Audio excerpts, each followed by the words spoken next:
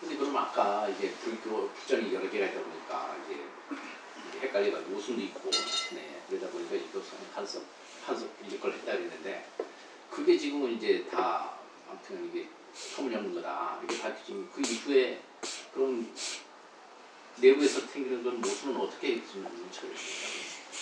근데 관점이 다 다른 거죠.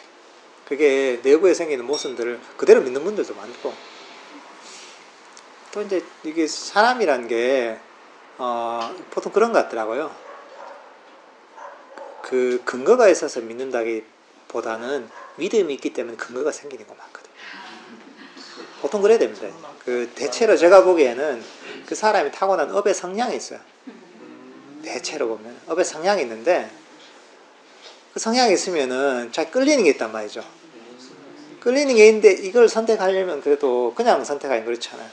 그럼 끌리는 게 있으면 그걸 찾는 거예요. 그럼 그런 것도 잘 찾아져요. 이게. 보통은 이제 이렇게 가는 경우가 많죠.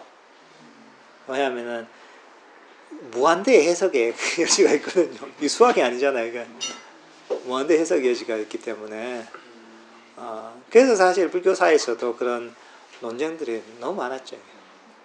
논쟁들이 많았고, 이게 단순히 이제 뭐 대승불교니 뭐 저 초기불교니 이런 데뿐만 아니라 초기불교 내에서도 그런 논쟁들이 끊이지 않았죠. 아직 끊이지 않아서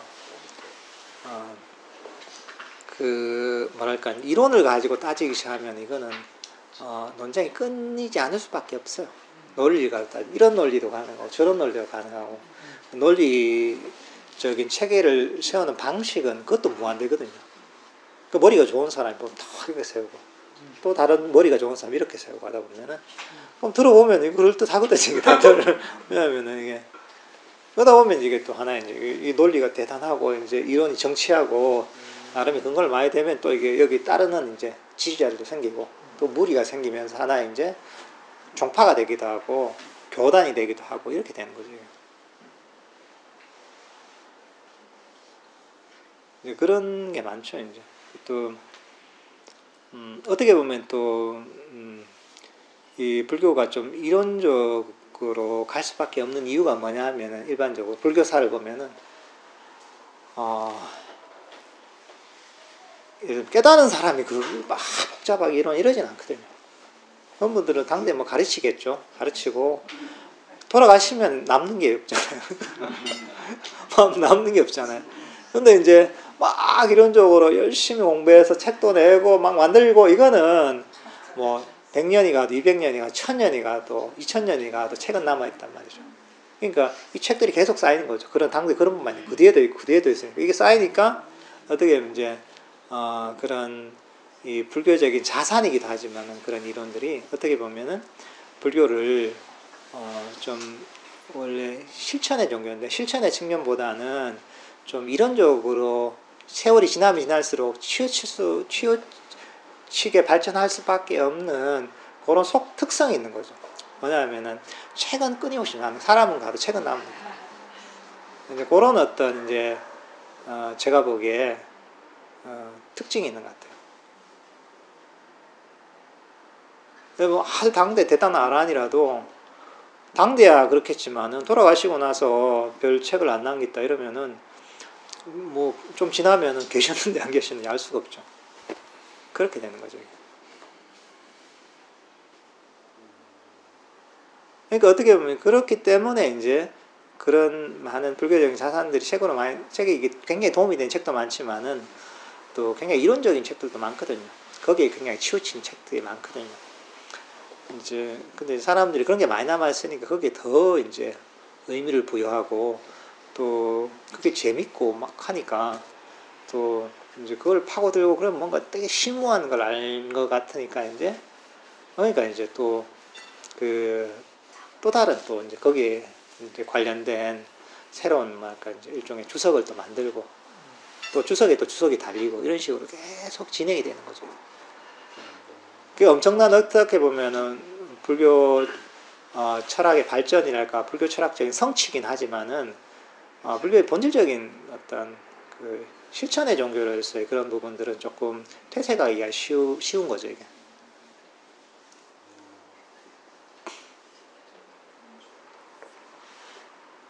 대승불교에서는 이런 그 우리 명상 같은 게 가나선만 있습니다. 아니죠, 그게 다양합니다.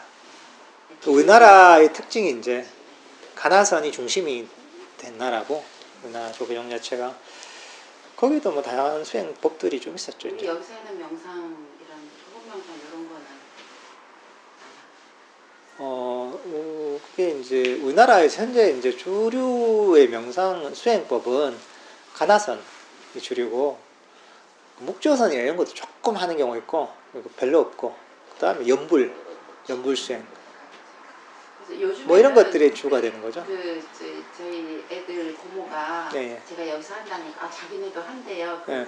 개포동 금강선원이라고 회가 스님인가 해 예, 무슨 예. 스님 유명하신 분. 예. 네 그런가요? 그냥 그분 하시는데 일주일에 한 번씩 예. 이렇게 관역 이게 다른 젊은 스님이 하시는데 관역에다가 이렇게 뭐 이렇게 있는 데다가 눈 떠갖고 움직이지 않고 딱 각 잡고 해야 된다 하더라고요. 그러면서 아니 어떻게 저보고 명상하냐고 자기 너무 힘들다라는 거예요. 그래서 한 30분 앉아 있으려면 자기 쥐난다고. 그러면서 거기는 제가 참선 그 가나선 하는 거 아니냐고.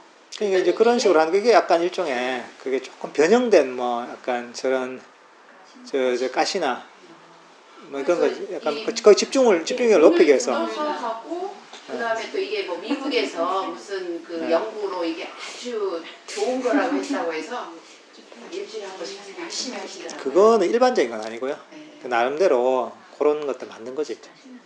일반적으로 하는 방법은 아니고. 근데 우리나라에서는 그 주류가 가나선이 좀 주류고, 그 다음 연불선이랄까, 일종의 연불선이죠. 연불선, 가나선, 이 두 가지가 이제 주로 이제 하는 그 수행법이죠. 이제. 가나선은 어떻게 보면 이제 부처님 당시 있었던 수행법은 아니고요. 가나선 자체는 이제 중국 송대 이제 확립된 그런 어떤 수행법이죠. 수행법이 이제 그 수행법이 이제 우리나라에 들어온 거죠. 우리나라에서는 어떻게 보면 이제 그런 수행의 특징은 어떻게 보면 조사불교라고 할 수가 있어요. 조사 무슨 임재 스님, 조주 스님, 백장 스님 하잖아요. 그 조사 스님을 가장 최고로 쳐야 되거든요. 그러니까 거기서는 바라본 입장이 어떤 경우에는 불교의 맥을 그대로 잇고 있다 이렇게 보기도 하고, 또는 어떻게 불교가 더 발전했다 이렇게 보기도 하죠. 뭐 그렇게 보는 분들도 있어요. 불교가 대승불교로 오면서 어떤 경우에는 그대로 이것도 원래 부처님 가르침이다 이렇게 주장하는 경우도 있고, 어떤 경우에는 이게 요즘 역사적으로 이런 게 밝혀지잖아요. 부처님 당시에 설한 게 아니라는 것들이 밝혀지니까, 어떤 경우에는 불교 우리가 과학기술이 발전하잖아요. 세월이 지나면 똑같이 불교도 발전했다 이렇게 또 주장을 하는 분들도 있죠. 그러니까 다 생각은 다 각자의 관점들이 있는 거죠. 이게.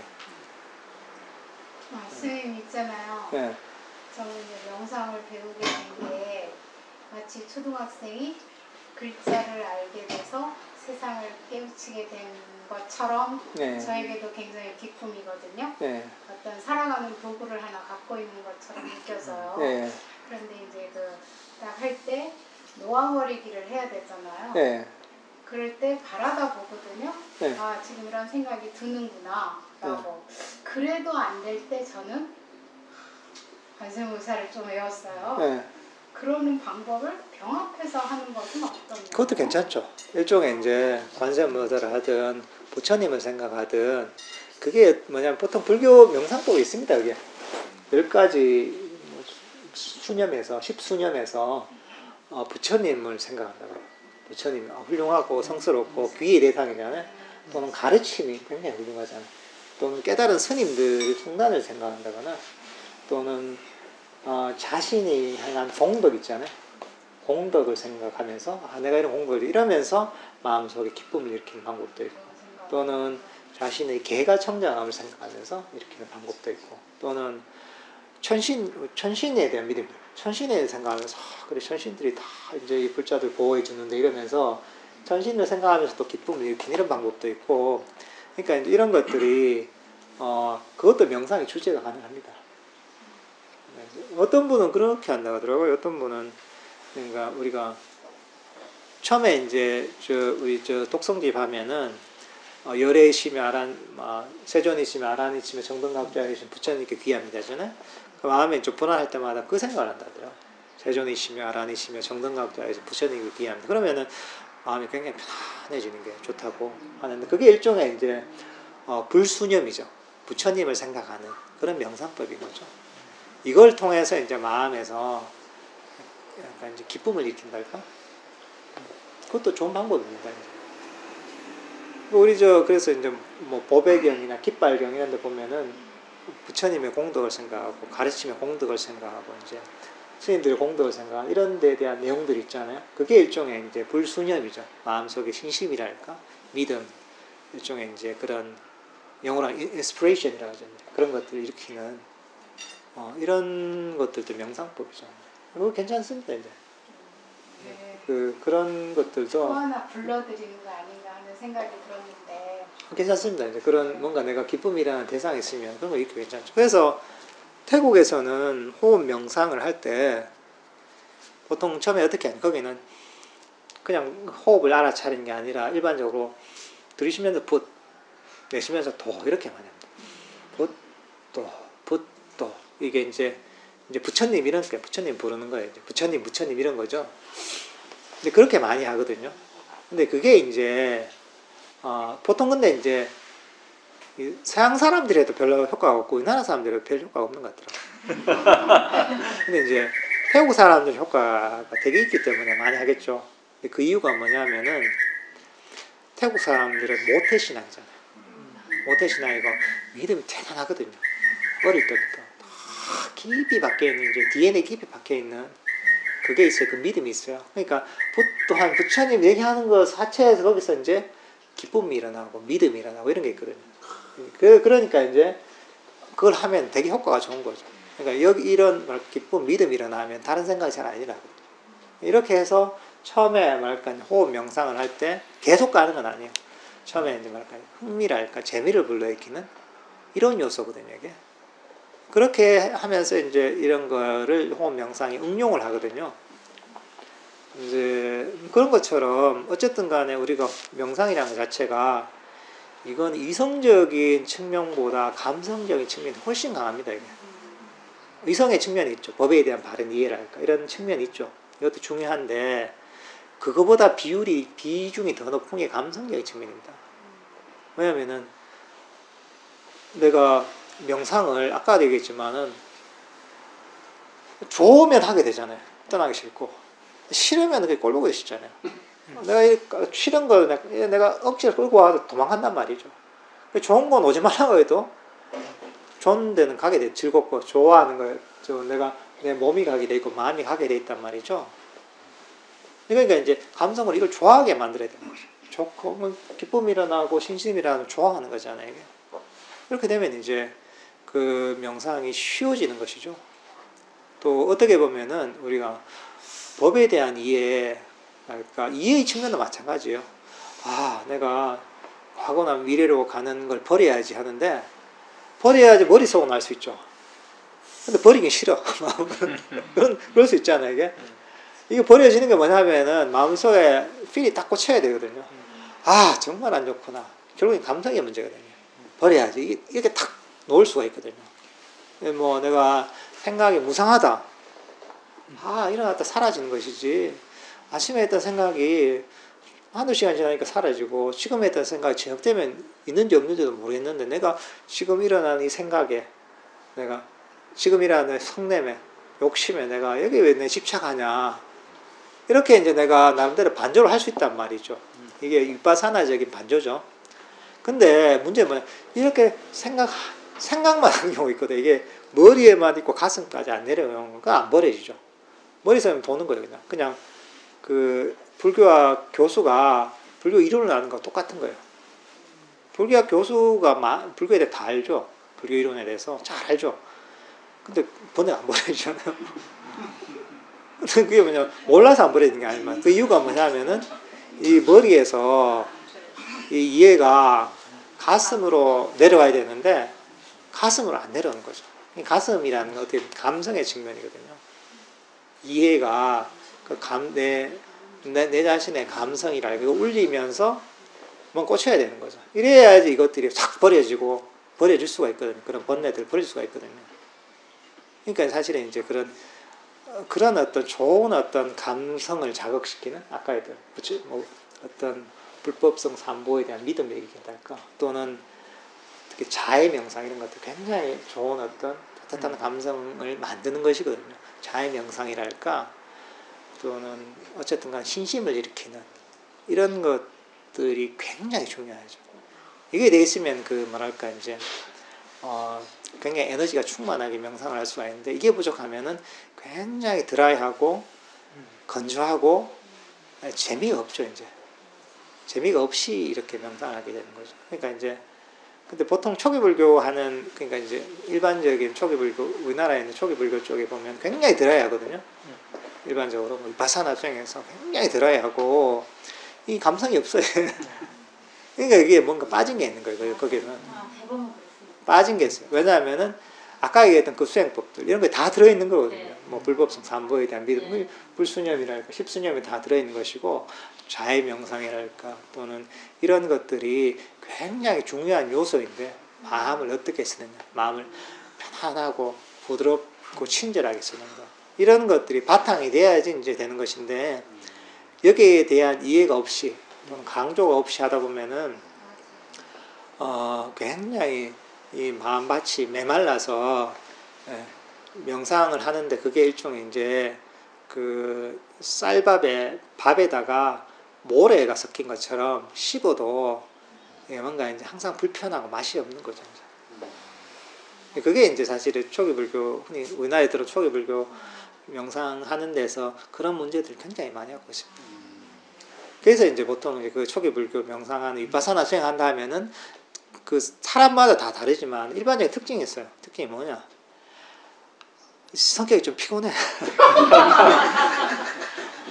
또 예민해요. 너무 따져. 너무 따져. 머리가 얘기하고 나면은 머리가 지끈지끈거려. 그러니까 그게 다는 아니지만 일반적인 특징이에요. 얘기하면 피곤하다. 누가 그러더라고. 아는 스님이 그런 이제 누가 불자가 와서 막 묻고 나니까 다시 넣지 말라고.